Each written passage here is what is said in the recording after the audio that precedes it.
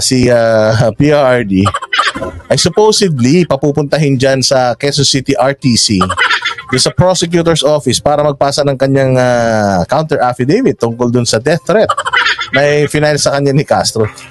At nandiyan dyan yung mga manginang-inang pro-Dutertes at nandiyan din yung mga manginang-inang mga teacher activists. At dyan nga natin nakita si Brothers Travelers na talagang matapang na hinarap yung mga media at nagsumagot ng malupit. Mahusay Brothers Travelers. Ayan, but anyways, ayun nga, pakinggan natin kasi nakakatawa nga naman. Si PRD, ang sabi niya, hindi daw niya kasi natanggap yung subpoena. Paano mo ba naman matatanggap? Putya, halimbawa, may dumating sa bahay na subpoena. Ang nakalagay doon, Rodrigo Roa R. Duterte. Hindi naman siya si Rodrigo Roa R. Duterte. Siya si Rodrigo R. Duterte, Roa Duterte. And therefore, yung yung papel na yun, hindi sa kanya kahit naka-address doon. Bakit? Kasi hindi nakapangalan sa kanya.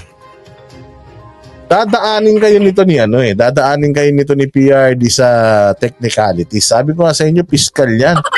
Husay yung mga yung mga abogado niyan, Diyos ko po. Tapos ito si Franz Castro, magsasampa-sampa ng demanda, tapos kunyari takot. Tulungan nyo ako, samahan nyo ako dahil malakas tong kinakalaban natin. Nek mo. Ikaw may gusto niyan eh. Wala naman pakisayo Wala naman pakisayo si Duterte, kaya na ang ingay-ingay nyo, binababoy nyo yung anak niya eh. Ngayon nagsalita-salita siya, demanda kayo. Gusto niyo siyang patahimikin, kayo nga ayaw nyo tumahimik. Baka nga, sabi ni Jing Corpus, Rodrigo Roa Romualdez Duterte, baka walang hiya, si Rodrigo Romualdez. Anyway, sige, iyan na natin to. Pagtawanan natin sabay-sabay to si Franz Castro na napaka-ogag. Si dating Pangulong Rodrigo Duterte sa preliminary investigation sa reklamong inihain sa kanya ni Congresswoman Franz Castro. Depensa ng kanyang kampo, wala raw natanggap na sabina ang dating Pangulo. Nasa frontline ng balitang yan, si Gary De Leon. Sabi ko nga sa inyo, walang mangyayari talaga dito. Ganyang katanga yung mga nagsampa ng kaso. Sobrang galit nila kay Duterte hindi nila alam yung totoong pangalan ni Duterte. Well, ako, hindi na ako nagtaka na ganyang kahina si Franz Castro. Kasi sa totoo lang, nung nakaraan nga yung last week na hearing sa Senado, sa SMNI, nagmukhang tangi yan eh. Hindi makapag parang naging teacher yan, hindi makapag-construct ng simpleng English. My goodness. Sige. Patay kayo kay PRD, paglalaruan kayo niyan. Isang gusto nila, humarap si PRD. Tanga ka ba? Makaharap sa'yo si PRD, ano ba yung kaso mo? Tsaka preliminary investigation pa lang yan. Tawag dito, nagre-request ang prosecutor na sumagot siya. Pwede naman siya sumagot in writing. Ba't kailangan pa niya magpunta niya? Importante ka? Si Xi Jinping ka ba? Sumugod sa harap ng Quezon City Hall Court of Justice. Yung mga ayan na yung mga teacher na ang tinuturo sa mga anak ninyo, pakikibaka. Tandaan ninyo yung mga nanay dito, baka makita nyo yung teacher nung anak nyo dyan. Pag nakita nyo yung teacher nung anak nyo dyan, putya, wag nyo nang papasukin. Palipatin nyo na ng ibang teacher dahil sigurado ako, ang itinuturo ng mga yan, sa kanilang mga estudyante, ibang curriculum. Justice ngayong araw, ang iba't ibang militanteng grupo na sumusuporta kay ACT Teacher Representative Franz Castro para ito sa preliminary investigation na reklamong grave threat na isinampa ng kongresista laban kay dating Pangulong Rodrigo Duterte. Hindi naman nagpatig yung supporters ng dating Pangulo. Ang tanong ko, palakpakan natin si Brother Dan, Brothers Travelers. Maganda yung kanyang sinabi rito. Ano bang sinasabi siya? So, ano ba problema ni Franz Castro? Na-threaten siya sa sinabi ni PRD. Ang sinabi ni PRD yung NPA at yung terorista na Franz. Siya ba yun? Kasi kung siya yun, sabi niya, Kasi kung siya yun, hulihin nyo na. Di ba? Terorista yung NPA eh. Di ba dapat hinuhuli yung mga yan dahil nasa ano sila? They were tagged as terrorists. Very good ka, brothers, ha? Ng taong bayan, kayo po ba yung France na NPA at komunista? Yun lang ang tanong namin eh. Naigpit ang seguridad sa lugar dahil Tama, di ba? Wala. Yun din naman ng ano eh. Yun din ang argumento ni Panedo. Daming France eh. Andyan nga si Franz Pumarin. Andyan si Francine Preto. inaasang darating sa piskalya ang dating Pangulo matapos ipasabpina. Handang-handa si Castro na maka-face to face ang isa sa mga madalas na kritiko niya. A former president, siyempre ako naman ay teacher, tayo ay pakikita naman. Sus, pabiktim ka pa. Alam nga, ikaw nga yung teacher's party list na wala kang ginagawang mga batas na kapakipakinabang sa mga teacher. Sabi nga ni Inday, ang tagal-tagal mo na dyan. Ang tagal-tagal mo nang ginagamit yung pangalan ng mga teachers para sa kapangyarihan. Pero wala ka pa daw nagagawa. Meron nga yung sinasabi ni Inday Sara na yung holiday ng mga teacher. Ang tagal-tagal mo na dyan, hindi mo pa nagawa. Dinosaur ka na daw dyan, sabi ni Inday Sara. Samantalang siya, 2 buwan lang daw nilang pinag-usapan nung kanyang tao sa DepEd, napatupad nila. Franz Castro, kung gusto mo naman palang maging puro media, mag-artista ka na lang. Mag-artista ka na lang, madam. Natin yung respeto natin as a former president. Pero no show si Duterte. Ciao. Stress na yung mga komunista. Walang hiya kayo. Gaano kayo ka-importante para puntahan kayo ni Duterte? Hindi naman daw kayo kagandahan. Kung mga chicks daw kayo, di sana pinuntahan niya kayo dyan. Kinadismaya ng kongresista. As a respondent, dapat hinaharap niya yung kaso niya. Sa halip, Kapin mo rin yung kaso mo.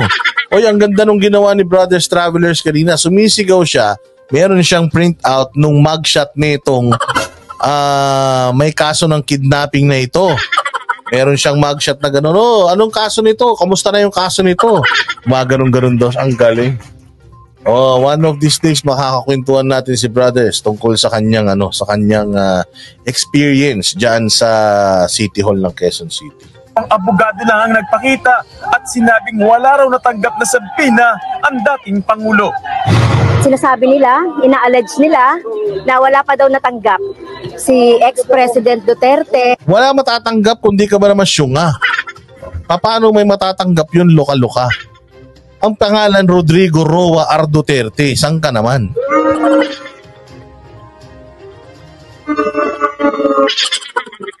Kumbaga sa ebidensya sa ebidensya sa korte, basurang-basura na kagad, subpina pa lang, mali na. Sabi ko nga sa inyo, hindi nyo malilin lang yung dating presidente na piskalya pa. Sabi nga ewan ko sa inyo, nagtaka ka pa na hindi niya natanggap. Diyos ko po. Kayo na nag-file nung So, kung tama naman yung pangalan na nilagay nyo, tapos mali yung subpina, bakit kayo nagagalit sa kanya na hindi siya umatin? Di sana, pumunta ka dun sa kung sino gumawa ng subpina, tinadya ka mo sa kilikili, yung tatanga-tanga mag-type na yun. Diyos mio, yung simpleng technicalities lang, Franz Castro, hindi mo maintindihan eh. Ikaw ba pupunta ka sa birthday party, binadalang ka ng invitation, tapos yung pangalan na nakalagay doon, di ba, ikaw halimbawa si Franz, ang pangalan mo F-R-A-N-C-E, tapos ang nakalagay doon Franz, letter Z. Yun ang nakalagay doon, Franz. Ikaw ba pupunta ka? Siyempre hindi, mali yung pangalan, baka mamaya pagdating mo, sino ka? Ako si Franz. Patingin ako ng ID mo. Ba't yung ID mo CE to Z? Hindi ikaw to. Di ba? Pero unless kung tanga ka, okay lang sa iyo yun. Kung pare-parehas naman siguro kayong mga incompetent, kaya feeling nyo okay na yun. Di ba? Magpunta ka muna dun sa naggumawa ng subpoena, nag-issue ng subpoena. Tapos tingnan mo, kasi sigurado may mga record dyan sila. Tingnan mo, totoo ba na Rodrigo Roa R. Duterte yung nakalagay doon? Kasi kumalat na yung picture na yun. Natanggap nila yun actually. Pero as Rodrigo Roa R. Duterte, hindi Rodrigo R. Duterte. Kasi kung una pa lang, Rodrigo R. Duterte na yung nakalagay doon, ako to. Ako to kasi ito talaga yung pangalan ko. Sige, sagot tayo, di ba? Pero wag mo nang expect na pupunta si PRD dyan para harapin ka. Baka mamaya, pagpunta ni PRD dyan, mataranta ka, maihi ka sa salawal mo, ha? Ng subpoena at saka yung aking complaint. So wala pa daw siya natanggap. At ngayon, tinanggap nung dalawang counsel. So ang ibig sabihin, mag-aantay na naman tayo. Ay, di ibig sabihin, exposure na naman sa'yo yan. Di ba? Wow, ganda ng sasakyan ni Madam. Ano yung sasakyan ni Madam naka-Fortuner? Ay, may bodyguard pa. Kasunod niyan, nagain din ng supplemental affidavit si Castro para sa panibagong reklamo kaugnay ng pagbabanta raw ulit ni Duterte sa kanyang TV program noong November 16. Nagbigay ng 10 araw ang korte para sumagot ang dating Pangulo sa mga reklamo ni Castro. Sa December 15, itinakda ang Ang bilis, ha? Ang bilis. Samantalang yung kaso ni Castro, tagal-tagal na yun. She's just out on bail, ha? Ang tagal na nung kaso na yan. Ba't hindi pa ito napapano? Ba't hindi pa ito nakukulong? Kahusay, palakpakan. Sige. Grabe talaga, no? Yung mga ano ngayon.